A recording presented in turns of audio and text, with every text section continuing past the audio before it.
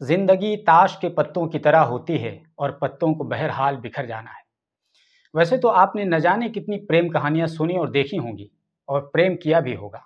लेकिन आज हम आपको एक ऐसी प्रेम कहानी बताने वाले हैं जिसमें न तो सस्पेंस है और न तो ड्रामा है और न ही रोमांस है, बल्कि अगर इस प्रेम कहानी में कुछ है तो वो है इमोशन। Emotion, emotion. यूं कहें कि जज्बात और इमोशन से भरी हुई इस प्रेम कहानी ने लोगों के दिलों में ऐसी जगह बना ली है जो सालहा साल तक याद रखी जाएगी। जी हाँ, हम बात करने जा रहे हैं विवेक पंगेनी और सृजना द्विवेदी की लव स्टोरी की और वफादारी की कहानी। हमने अभी कुछ दिनों पहले ही अतुल और निकिता सिंघानिया की कहानी भी सुनी और सुनाई है, जिसमें अतुल ने अपनी पत्नी से परेशान होकर अपनी जान दे दी थी। लेकिन आज की इस कहानी में पत्नी ने तो वफा की एक ऐसी मिसाल पेश कर दी है जो निकिता और निकिता जैसी पत्नियों के लिए सोचने की चीज है। तो चलिए बिना देर किए हुए इस शानदार कहानी की शुरुआत करते हैं। बात आज से 36 साल पहले 1988 की है, जब नेपाल के एक शहर धारण में, जो कि सुनसरी जिले में पड़ता है, वहां विवेक पंगेनी की पैदाइश हुई और उसके 4 साल बाद ही उसी शहर में एक लड़की की भी पैदाइश हुई और उस लड़की का नाम रखा गया सृजना सुवेदी। दोनों अलग अलग घरों में जरूर पैदा हुए, लेकिन यही दोनों आगे चलकर एक साथ होने वाले थे और प्रेम की एक मिसाल भी कायम करने वाले। तो हालात कुछ ऐसे बनते चले गए कि विवेक और सृजना एक साथ आ गए।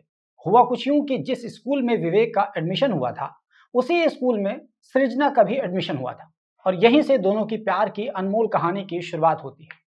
विवेक की एस्ट्रोनॉमी में काफ़ी दिलचस्पी थी। जो लोग ये नहीं जानते हैं उनके लिए बता दूं कि एस्ट्रोनॉमी दरअसल साइंस का एक सब्जेक्ट होता है, जिसमें जो सितारों की दुनिया होती है उसके बारे में बताई जाती है, पढ़ाई जाती है। और ये काफ़ी दिलचस्प सब्जेक्ट होता है, क्योंकि हम जैसे लोग केवल ज़मीन की चीज़ें देखते हैं और सुनते हैं, समझते हैं, लेकिन जो कि एस्ट्रोनॉमी के लोग होते हैं वो उस दुनिया की लोग दूसरी दुनिया की चीज़ों को समझते, देखते हैं।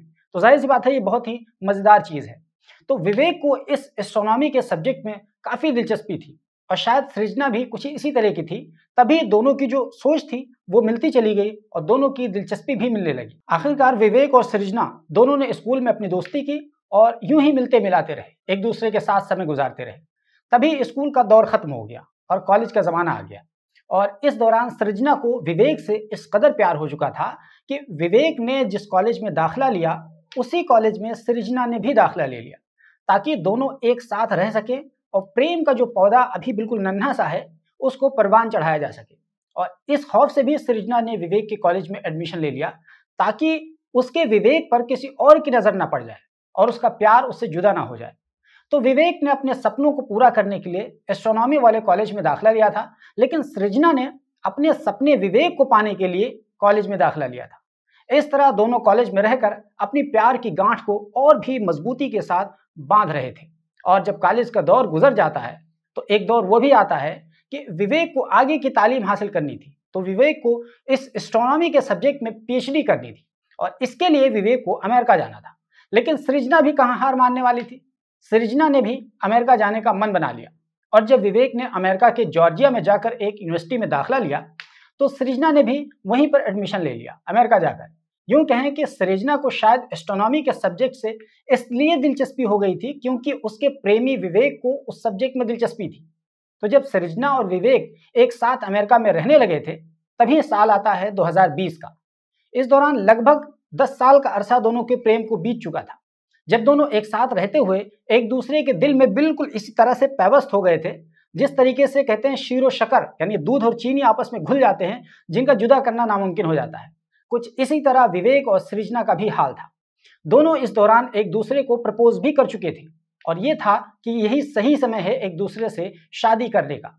तो दोनों ने अपने घर में आकर के बताया कि हम एक दूसरे को प्यार करते हैं और हम एक दूसरे से शादी भी करने वाले हैं।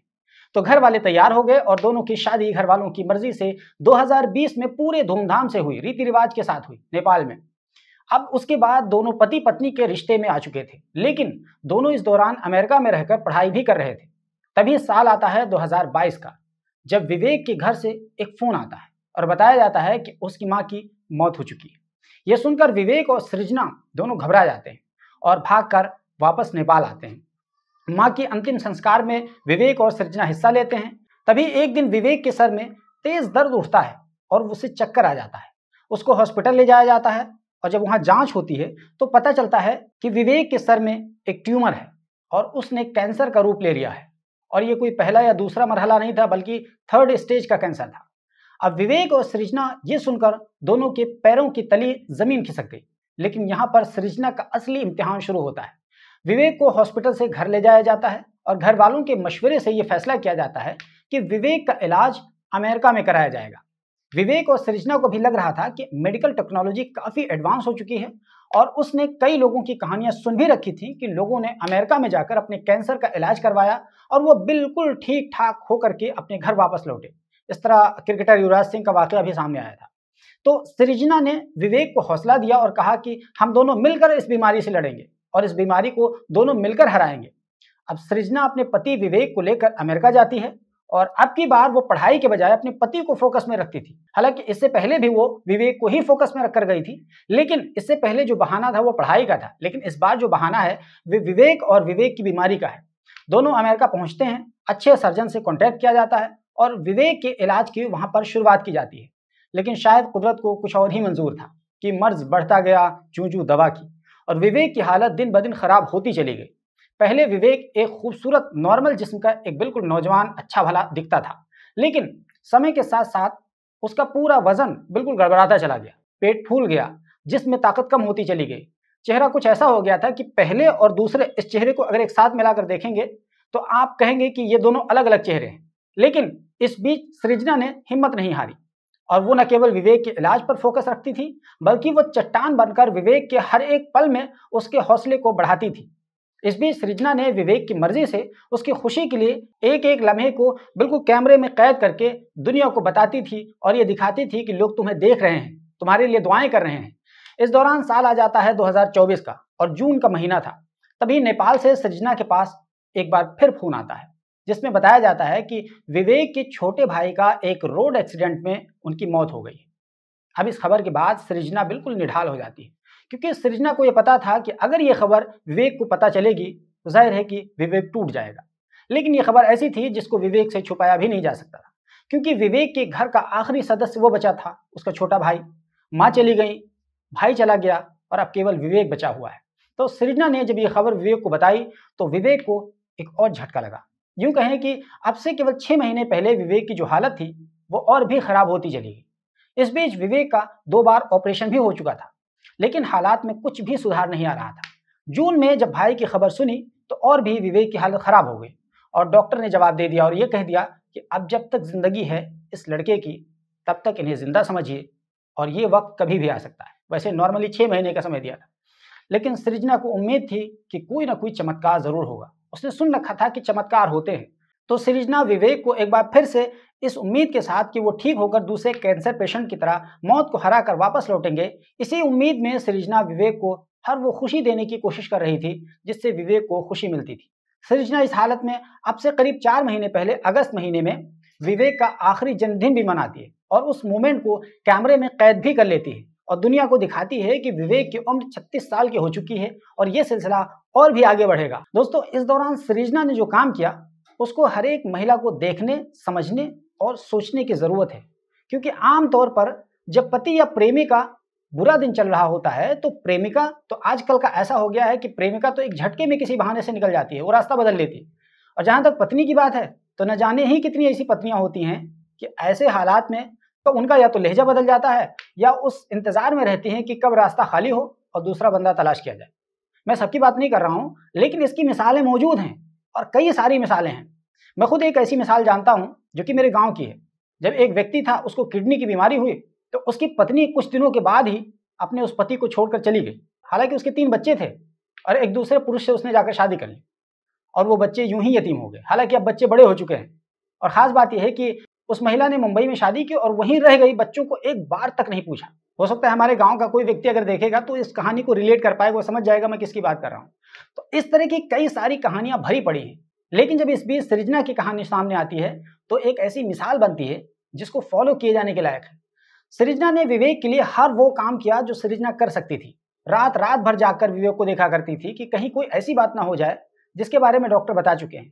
पाबंदी के साथ दवा देती, घर को भी देखती थी और जो भी जिम्मेदारी हो सकती थी वो सभी पूरा करती थी।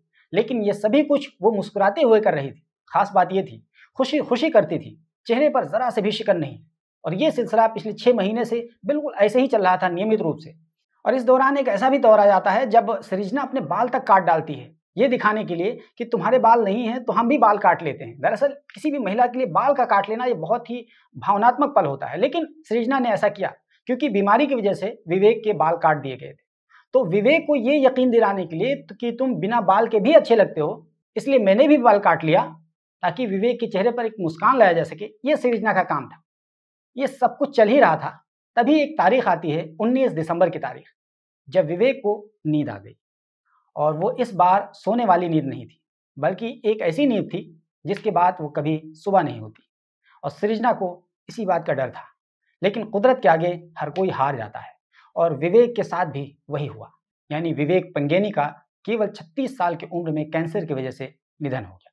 लेकिन एक पल के लिए सोचिए कि इस सृजना का क्या हुआ होगा, जिसको ये एक आदत सी बन गई थी कि विवेक उसकी तरफ देखा करता था, मुस्कुराता था, प्यार भरी नजरों से सृजना को देखता था। तो इस जैसे पल को सृजना कैसे बर्दाश्त कर रही होगी, ये तो सृजना ही को मालूम होगा। क्योंकि विवेक के इस दुनिया से चले जाने के बाद सृजना का तड़पना, उसका चीखना चिल्लाना, उसका विवेक की लाश को गले लगकर फूट फूट कर रो पड़ना, उसकी एक एक चीज को हाथों से छूना, उसको महसूस करना, उसके बिस्तर को, उसको तकिया को, उसकी कुर्सी को छू करके महसूस करना, उसके प्यार को महसूस करना, ये सभी कुछ बताता है कि सृजना की तड़प कैसी रही होगी और उसके जज्बात कैसे रहे होंगे।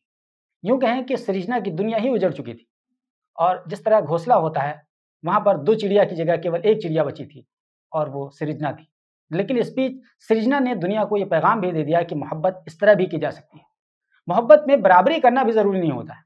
जिससे मोहब्बत होती है उसके हालात कैसे भी हों, उसको उतना ही प्यार देना जितना अच्छे दिनों में दिया गया था। साथ ही सृजना ने यह भी सिखा दिया कि अपनी मोहब्बत को यूं किसी के हवाले कर देना बिल्कुल ठीक नहीं है। हर मुमकिन अपनी मोहब्बत को यहां तक कि मौत से भी खींचने की कोशिश करना चाहिए। हालांकि अब सृजना की मोहब्बत की डोर तो टूट चुकी है, लेकिन उसने इस पैगाम को दुनिया भर में फैला दिया है कि प्यार के साथ वफादारी इंसान की जिंदगी में कितना जरूरी होता है। यह हर पति पत्नी को, हर प्रेम करने वाले को समझनी चाहिए। और आजकल हर कोई सृजना को उसकी वफादारी के लिए बधाई दे रहा है। और आप देखने वाले सृजना की इस कहानी को दोस्तों कैसे देखते हैं, अपनी राय कमेंट बॉक्स में आप ज़रूर बताइए। और हमारे लिए अगर आपके मन में किसी प्रकार का कोई सुझाव हो तो ये भी बताइए कि हमें क्या इस तरह की स्टोरीज़ को रेगुलर बेसिस पर अपने चैनल पर अपलोड करना चाहिए या कभी-कभी अपलोड करना चाहिए। जो भी आपको कहना है आप ज़रूर बताइए। अगर ये वीडियो हमारा यूट्यूब चैनल पर देख रहे हैं तो प्लीज़ हमारे चैनल को सब्सक्राइब कर लीजिए और अगर फेसबुक पर देख रहे हैं तो हमारे पेज को फॉलो कर लीजिए ताकि आपको हमारे आने वाली वीडियोज़ समय पर मिलते रहें।